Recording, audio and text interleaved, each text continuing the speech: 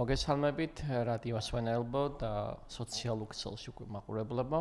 ეთერში არის რადიო კომერსანტში ფინანსური კვირა და მე მისი წამყვანი რატი ქირია გახლავართ, ტრეიდერებისათვის ხელმძღვანელი და ჩემი თანაწამყვანი ნიკა წივწივაძე, ტრეიდერებისათვის ანალიტიკოსი, მენტორი. გამარჯობა ნიკა, მოგესალმებით. გამარჯობა, მოგესალმებით. გილოცავთ პირველ რიგში ყველაფერს, პირველად ვერთვებით წელს. პირველი გადაცემა ჩვენი. კი, პირველი გადაცემა ჩვენი და ჯერა რომ ძალიან ბევრ საინტერესო ამბავს განვიხილავთ ერთად, იმიტომ რომ ძალიან საინტერესო წელი გველის წინ, ბევრად უფრო საინტერესო ვიდრე იყო 2025. ამის ჯერა და ვიცი რომ ესე იქნება. მეც შევერთდები შენს მილოცვას, რომ ულოცავთ ყველას შობა ახალ წელს და უსურვებთ ჯანმრთელობას, ლხინს, ბარაკას 2026 წელს. ჩვენ ბოლო ერთ გადაცემაში, სხვა იყო აღარ მახსოვს ჩვენი გუნდისევრიდან რომელი იყო, ერთად ვიყავით და ეგეთი კარგი ინფორმაციით დავასრულეთ 25 დეკემბერს ნიუ-იორკში, ლოს-ანჯელესში ქალბატონმა, რეკორდული თანხა მოიგო ლოტოში და ეს თანხა იყო, თუ ახსოვს ჩვენს მსმენელებს, არ ვიცი, 1.8 მილიარდი დოლარი. ეს არის ისტორიული მოგება და მოკლედ ეს ყველაფერი არკანსაში მოკლედ გაყიდულმა ბილეთმა 4 შაბათ-ღამის გათამაშებაში შეძლო. მთელი ამბავი ეს Powerball ქვია, მათ ეგრეთ წოდებული ლოტოტრონს, მაგრამ უფრო საინტერესო ფაქტი ის არის, რაზეც თელიან ამერიკა აღშფოთდა, იმიტომ რომ ეს ინფორმაცია ჩვენამდეც კი ჩამოვიდა, რა თქმა უნდა, სოფლიოში გავრცელდა, რომ ამ ქალბატონმა თუ არ ვიცით, მამაკაცმა, მგონი ქალბატონი იყო, თუ არ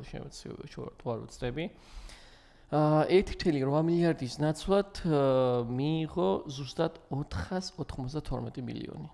გადასახადების გამო და გამოვიდა რომ პრაქტიკულად მოგებული თანხის 27% მიიღო, დანარჩენი 73-12% გადანაწილდა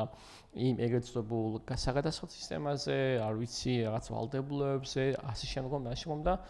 გასაგებია რომ მილიარდელობიდან მაინც დაქვეითება მილიონობამდეც არა უშავს რა, იმიტომ რომ მანამდე არავინ არ იყო ეს ქალბატონი, მაგრამ იმაზე მინდა ხაზი გაუსვა თუ რამხელა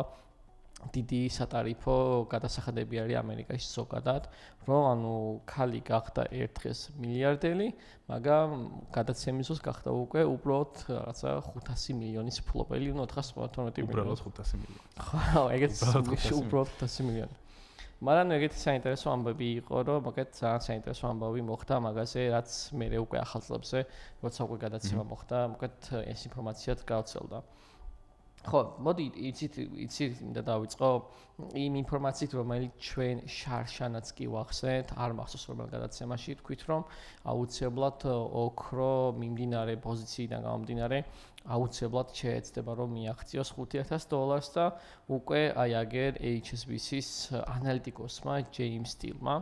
რომელიც იდეაში გამოირჩევა ხოლმე თავისი ანალიზებით, გამოაქვეყნა, მაგრამ მინდა რომ ჯეიმს თქვა ჩვენ უკვე მას დავასწარით, რომ თქვით რომ 5,000 აუცილებლად მიაღწიოს, იმიტომ რომ არსებული გეოპოლიტიკური ამბების გამო, რაც ხდება, ფისკალური წნეხი, ინვესტორთა მდგრადი მოთხოვნა, ის რომ აუცილებლად თან, ერთ-ერთი მთავარი საინტერესო ფაქტი ისაა, რომ აი ეს ადამიანი ამბობს, რომ პირველ კვარტალშივე მიაღწევს $5,000 ერთი უნციის ღირებულება, პრინციპში ბევრი არც არის დარჩენილი, დაახლოებით 600, მაქსიმუმ $700 აკლია, რომ $5,000 გახდეს ერთი უნცია ოქროსი, ან 28.6 გრამი რომ გახდეს $5,000 ღირებულების.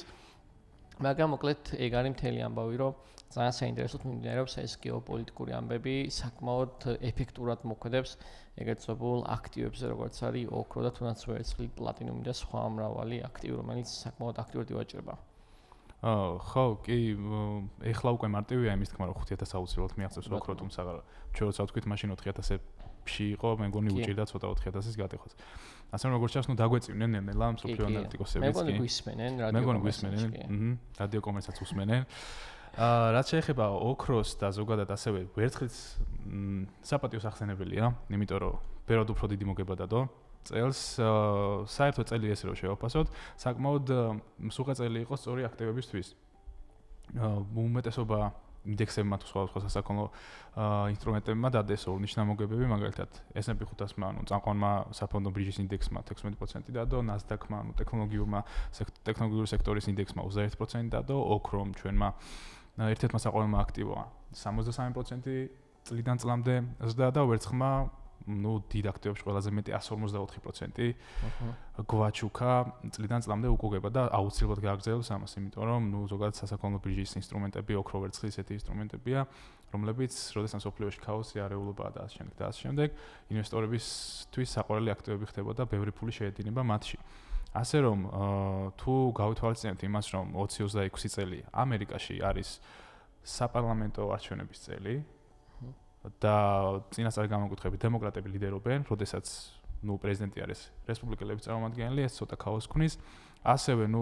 დარწმუნებული ვარ, რომ შენს გექნება სათქმელი მიმდინარე გეოპოლიტიკურ სიტუაციაზე, ნავთობზე, რაც ასევე დიდი ქაოსი შემომტანი არის. სოფლიოში ეს ქაოსი უფრო მომხიბლეს გახდის ოქროს, ვერცხლს და მათ შორის პლატინასაც აუცილებლად. მოდი შევეხოთ ორი სიტყვითაც ვენესუელას ამბებს, რა სიტყვი? კი ბატონო, კი. ბარემ სანამ გავაგრძელებ დღეს ეგეთი მინდოდა რომ მეთქვა რომ აი მაგათი შარშან, რამდენიმე დღის ალბათ ესე ვთქვათ. შარშან თუნდაც ვერცხლზე რო დავამთავრო, იმიტომ რომ ძალიან საინტერესო ფაქტი მოხდა, რომ გასაგებია რომ ოქროში 30-31 ტრილიონი დოლარი ტრიალებს და ვერცხლი რომელიც ყოველთვის იყო ხოლმე რაცა ტოპ 10, 15, 20 სეულში მსოფლიოს აქტივობის რაოდენობით და Nvidia იყო ყოველთვის მეორე რანგით, იყო ფაქტი უკვე გუშინ, როდესაც ვერცხლი და ოქრო იყო პირველ ადგილზე, მეორე ადგილზე იყო ვერცხლი და სულ რაღაც დღეს ვერცხლი არის მესამე ადგილზე და Nvidia კვლავ როგორც ყველაზე ძვირიანი აქტივი გადავიდა მეორე ადგილზე. ანუ რა მივიღეთ რეალურად რაც ხა შენ ახსენსო და ეს პროცენტული ლისტები, რომ ოქრო დაახლოებით all time high უმაღლესი ფასი დაახლოებით 82-85 დოლარამდე ავიდა. ეხლა კორექციაში არის და ჩამოვიდა ქვემოთ, თუმცა 4.1 ტრილიონი დოლარია უკვე ჩადებული მაშინ როცა შარშან ვერცხლში დაახლოებით ნელ-ნელა ისდებოდა ტრილიონს გადაცდა 2 ტრილიონი, მაგრამ მე ერთიანად აი ვენესუელას ამბებით რომ გავაგრძელოთ, მოგეთ ერთიანად აფრინდა ვერცხლი და როგორც ახსენე, როდესაც ბიტკოინი და ვერცხლი ერთმანეთს ეჯიბრებოდნენ 1 ტრილიონი, 2 ტრილიონი და მერვე მეცხრე პოზიციებზე იყვნენ და ახლა უკვე ოქრო სოფლიოში მესამე ყველაზე ძვირიანი აქტივი გახდა, მაგრამ დარწმუნებულია რომ Nvidia-ს კვლავ გაასწრებს, იმიტომ რომ ვერცხლში ფულის დაბანება საკმაოდ საინტერესო არის და ხო, ვენესუელას ამბები ძალიან საინტერესო არის იმ მხრივ, რომ პოლიტიკურადაც რომ აფასებენ, მაგრამ მოდი ჩვენ პოლიტიკას ნაკლებად რო შევაფასოთ, რომ ვილაპარაკოთ უფრო ფინანსურ ჭრილში რა ინტერესი აქვს. გასაგებია, რომ მათი ხელმძღვანელი ვენესუელის პრეზიდენტს ასამართლებენ ნარკოტიკების თემატიკაზე, თუმცა რა თქმა უნდა მთავარი ინფორმაცია სწორედ ის არის, რომ ვენესუელას მთელი სოფლიოს თითქმის 20% სწორედ ნავთობის საბადო მას გააჩნია და როგორც ვიცით და გვახსოვს, ის არის პირდაპირ მოკავშირე ჩინეთის, რუსეთის და სხვა მათი მოკეთ რამდენიმე ქვეყნის სამეზობლოსი. მოკეთ მთავარი იდეა, რატომაც პირველ რიგში ტრამპის მთავრობამ სწორედ რაც ახლა ახსენე არჩევნების თემას დაუმისნა, ის რომ პირველად ამერიკა იწყებს და უკვე განაცხადა ტრამპმა, რომ ის არაპირებს, რომ მან აქ არჩევნები ჩაატაროს 30 დღის ვადაში, არამედ იწყებს და თანამშრომლობას აგრძელებს არსებულ მთავრობასთან და იდეაში დღეს დაიდო სწორედ ეს ინფორმაცია, რაც თუნდაც გამოაცხადა ვენესუელის მიმართებაში, რომ პირველ რიგში ის რომ 30-დან 50 მილიონი ბარელი ნავთობის, ანუ ვენესუელის მთავრობა გადასცემს ამერიკასო. ტრამპი ამბობს, მაგრამ ხვდებით რომ გადააცემინეს და მეორე ნაწილი ის არის, რომ მისი იდეა, ტრამპის იდეა არის, რომ ბარელის ღირებულობა უნდა დაიწიოს და გახდეს 50 დოლარი და ამით უკვე საუბრობენ ანალიტიკოსები, რომ ტრამპი ცდილობს, რომ მათი კანდიდატის ხარდაჭერა როგორმე აწიოს, იმიტომ რომ დემოკრატები რა თქმა უნდა, როგორც ახსენე ლიდერობენ და ცდილობს, რომ აი ამით პოტენციურად როგორღაც მოკეთ შეეცადოს, რომ ამორჩევლობის ხმები წამოიღოს თავისი პარტიისკენ, რაღაცად მოხდეს, რომ 30 დოლარამდე ჩამოყვანა ბარელის, ნიშნავს, რომ მასიური მიწოდება IAP დასაქმების საშუალება უფრო მაღალი და რეალურად აი ამ თემაზე გვაქვს საუბარი, რომ ინდუსტრიულად რა თქმა უნდა უკვე ამერიკა იქნება დომინანტი, როგორც ნავთობის მთავარი უპრეცედენტო რაოდენობის მქონე ქვეყანა და არ ჩქარობს არანაირი არჩევნების ჩატარებას, რადგან უნდა რომ მიმდინარე არსებულ მთავრობასთან გააგრძელოს თანამშრომლობა და აი ესე მოგეთ 2 საათსა და 40 წუთში ჩატარებული სპეცოპერაციით ქვეყანა ამერიკა გახდა ნომერ პირველი ნავთობის მომპოვებელი ქვეყნის სრული მფლობელი ესე ვთქვათ რეალურად რაც მოხდა კი დავინახეთ ერთად როგორ მარტივად მოახერხეს ეს ყველაფერი. კი და ამაზე გაბრაზებული ჩინეთი, იმიტომ რომ ერთ-ერთი ყველაზე დიდი მიმწოდებელი ჩინეთისთვის იყო ვენესუელა ნავთობის მხრივ, ამაზე გაბრაზებული ჩინეთი იმუქრება რომ ტაივანს შემოარტყავს ალყას და ნახევარგამტარების და ჩიპების მიწოდებაში ხელს შეუშლის, რაც პირველ რიგში რა თქმა უნდა დაარტყავს ამერიკის ტექნოლოგიურ სექტორს და ძალიან საინტერესო იქნება მომავალი თვეები რა და როგორ განვითარდება. დიდი ქაოსი იქნება, ამიტომ ვისაც ინვესტიციები აინტერესებს, მგონი სწორი დროა რომ განათლება დაიწყონ, რისთვისაც ჩვენ რა თქმა უნდა ყოველთვის სადვართოდ დავეხმაროთ მათ, გვაქვს კურსები. სხვა მიმართულებით, საფონო ბიჟა იქნება ეს, კრიპტო მიმართულება იქნება, თუ სავალუტო მიმართულება, ანუ forex ბაზარი და თუ გინდათ რომ 2026 წელი არ დაასრულოთ წითლად, პირველ რიგში მოგიწოდეთ იმისკენ რომ განათლებაში ჩადოთ თქვენი პირველი ინვესტიცია. ბარემო დავამთავროთ ვენესუელას თემა, ეხლა გამახსენდა რომ დღესაც ძალიან საინტერესო ინფორმაცია გავრცელდა. ნუ პირველ რიგში ვიცი რომ იცი უბრალოდ შევახსოვოთ ჩვენს მსმენელებსაც რომ ვენესუელაში ერთადერთი ამერიკული კომპანია წარმოდგენილი შევრონი, რომელიც რეალურად ნავთობზე ახდენს მოკეთ რაღაცა დომინირებას, რომ ის არის ჩართული და ნუ შევრონი მსად არის, რომ კიდევ უფრო მეტი გამტარიანობა და კიდევ უფრო მეტ მოპოვებაში ჩაერთოს და რა თქმა უნდა ეს არ იქნება საინვესტიციო რჩევა, თუმცა მე უკვე დიდი ხანია შევრონის აქციები ეს ამ ინფორმაციის გაჟღერებამდე უკვე რამდენიმე მათგანი ვიყიდე, იმიტომ რომ ლოგიკურია რომ ბევრი ინვესტორი უკვე დაინტერესდება, ნუ შევრონი არ არის პატარა კომპანია. მაგრამ ხო, უბრალოდ ერთი ის არის, რომ სხვა კომპანიებიც ხო არსებობს ამერიკაში, ExxonMobil და სხვა, მაგრამ ნუ შევრონი არის მთავარი დომინანტი ვენესუელას ნავთობთან მიმართებაში და რეალურად შევრონთან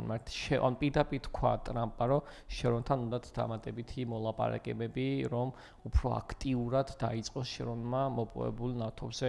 წტომა, იმიტომ რომ როგორც ვახსენეთ, გადაცემული ნავთობის გარდა სრულად არ ვიცით, რომელ X წლამდე აპირებს ამერიკის მთავრობა კონტროლს ვენესუელის და რაღაცა დაპირებებს ეუნებიან, რამდენად წინ წევენ ქვეყანას, მაგრამ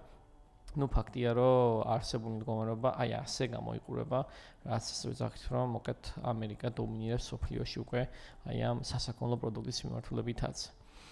ხო, და ნუ რაც ახსენეთ ტაივანის თემა ძალიან საინტერესო ფაქტია, რომ რამდენჯერ უნდა შემოარტყან წერა ჩინელებმა, არ ვიცი, მე რამდენი დაარტყავენ წერას, მაგრამ ფაქტია რომ თლად ეგეც მარტივად არ არის საქმე, იმიტომ რომ პირდაპირ აქვს მიცემული ტრამპს პირობა, რომ ტაივანზე შეტევა ნიშნავს, რომ ამერიკა ავტომატურად გაუხსნის ცეცხლს ჩინეთს და ამიტომ არ ამგონია, რომ მოკეთ ის შეეცადოს ამ ყველაფერზე, მოკეთ რაღაცა წაიწიონ. კაი, კიდევ რამე ხომ არ გვაქვს საინტერესო, რომ ხომ არ გამოგვჩა ისეთი საინტერესო ინფორმაცია თუ კრიპტოზეც ვიყავ. კრიპტოზე უნდა ვისაუბროთ აუცილებლად, იმიტომ რომ იდეაში დიდ აქტივებს შორის ბიტკოინი იყო ერთ-ერთი, რომელმაც 2025 დახურა მინუსში, ანუ წითლად. რაზეც საუბრობთ ჩვენ უკვე დამოყოლებული მაგის ტენდენციას უკვე ხედავდით, დადასტურებას ველოდებოდით, ჩვენს მეილსაც ამაზე ვართხილებით და იმედია მათი პორტფელები გადავარჩინეთ. თუმცა ბოლო ორ კვირაში კარგი სიურპრიზები წამოვიდა კრიპტობაზრიდანაც, იყო გარკვეული ზრდები, რაზეც ნახე მე შენი წვანი პორტფელი, რომ აჩვენე. კი, ბატონო, კი, კარგი პორტფელი იყო, მაგრამ დაიწყო კვლავ კორექცია და 99000-ზე ჩამოვიდა, ჩამოდის ამ ეტაპზე ბიტკოინის ღირებულება და მთლიანი ბაზარი ავტომატურად წითლდება ხოლმე, იმიტომ რომ მთავარი კრიპტომონეტა, როცა ესე ეცემა ყველა მათგანი, რა თქმა უნდა, გაინცდის წენებს, მაგრამ საკმაოდ საიმედოდ დაიწყო კრიპტო, აი ესე, რა თქმა უნდა, პირველი გავლენა იყო უკვე ის, რომ ნელა უკვე ის რეგულაციები, რაც გაატარა მთელმა მსოფლიომ ალბათ 2025-ში, უკვე ქმედით ნაბიჯებში უნდა გადაიდგეს, იმიტომ რომ ძალიან მოკეთ რაღაცა სისტემური ამბავია ის, რომ კიდევ უფრო მეტად გააქტიურდნენ, კიდევ უფრო მეტად მოხდეს ETF-ების გამოშვება ყველა ბირჟაზე, რომ რეალურად კრიპტოში ფული აქტიურად ჩადოს, იმიტომ რომ როგორც ვახსენეთ, ეხლა ამ ეტაპზე თუნდაც ვერცხლში უფრო მეტი თანხა ტრიალებს ჩამორად, ვიდრე მთლიან კრიპტო ინდუსტრიაში და აი ეგ აისო ჯერ კიდევ არ ვიცით რამდენად კარგად გაიზრდება, რამდენად დიდი თანხები იქნება, იმიტომ რომ ბევრი ამბობს, რომ პირველ კვარტალში ბიტკოინი $200,000 მიაღწევს, კვლავ იგივე ჭორაობები იწყება, მაგრამ რეალურად ამის ფუნდამენტალური მიზეზი ესე რომ ვთქვათ,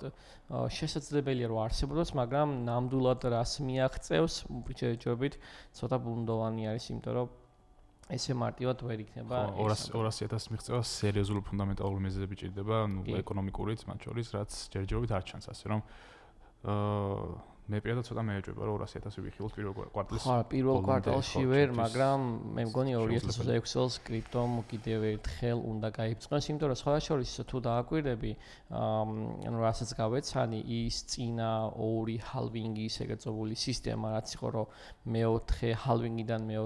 მესამე პერიოდში უკვე ხდებოდა ბიტკოინის მასიურის და პირველი წელი როცა ეს ეგეწებული ცარტყელი დაირღვა, როცა რეალურად უნდა ქონდა კრიპტოს ბიტკოინის განსაკუთრებით ზრდა, თუმცა როგორც უკვე ახსენე, ბიტკოინმა ვერ დაასრულა რაღაცა განსაკუთრებული ზრდებით, კი იყო ჩვენება რომ 125,000 დოლარამდე ავიდა, მერე შატდაუნი, მოკლედ მთელი ისტორია მოყვა ამას, რის გამოც მაინც და მაინც დიდი ზრდები ვერ გვანახა ბოლომდე, მაგრამ მე მაინც ვჯერა რომ ეს ყველაფერი უბრალოდ დროებითი ამბავია და შეიძლება ეს ყველაფერი უფრო მალევე მოკლედ იმედია წლის მეორე ნახევრიდან უფრო ძლიერი დაგვიბრუნდება კრიპტობაზარი.